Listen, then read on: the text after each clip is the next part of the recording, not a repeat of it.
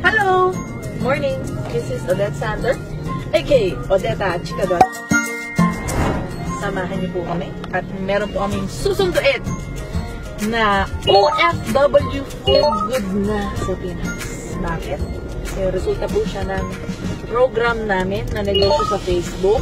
And sasamahan po namin siya at sasalubungin sa bagong chapter ng buhay niya. Yan, tara! Hello! So, ito na po yung kanyang nag-iisang kabiyak. Si Deo. So, pasalubungin na namin siya. Hindi alam na magkasama kami. Nasabay namin kikitain siya. So, surprise!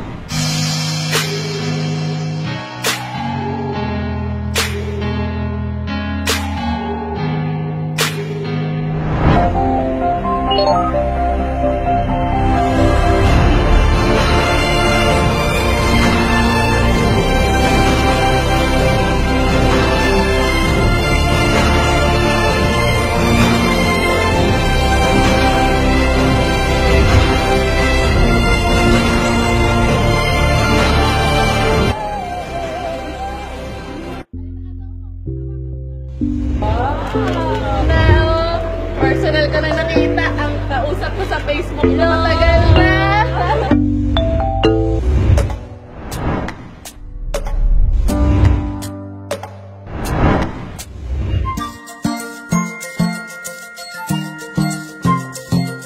And ngayon, magpapasala naman kami si Journey nito. Comic.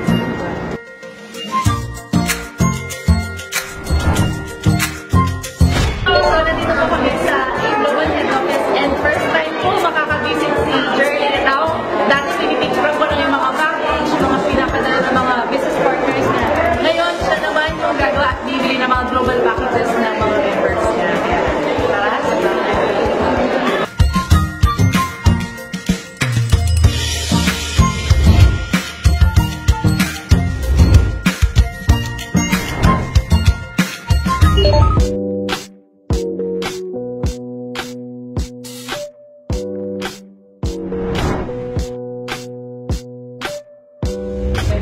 Ayan na, si Journey. Hinihintay po natin.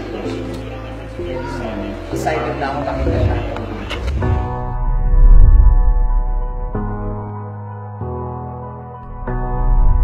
Finally, nagkita na po kami ng isa sa mga OFW partner namin na si Partner Jerlyn Etao. Si Partner Jerlyn po, isa po siya sa mga OFW na naglakas na loob na sumubok sa isang opportunity na bago sa kanya sa Facebook.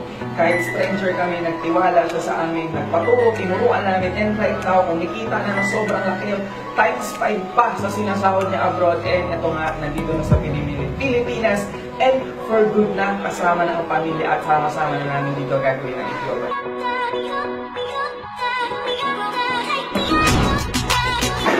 Dati ito, siya naman ngayon. samahan niyo po kami sa pag-claim na cheque. Anong nararamdaman mo ngayon? Grabe, sobrang excited na excited ako.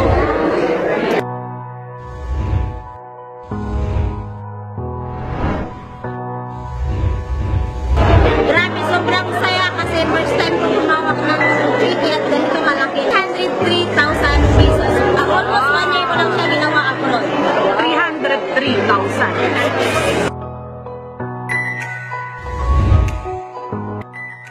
Una talaga is nahihirapan ako. Muntik na rin ako mag-quit. Inisip ko lang naman na kung mag-quit ako, parang na-quit ko ang pangarap ko sa buhay. Ito na po, hawak ko na po. Through Facebook marketing ko lang po siya ginawa. Almost 1 year ko po ito ginawa. 300,000 pesos habang nasa Jeddah ako. At ngayon, for good na po ako. Tayo sa Project A at kasama ko po ngayon ang isa sa OFW nakakaukila. Si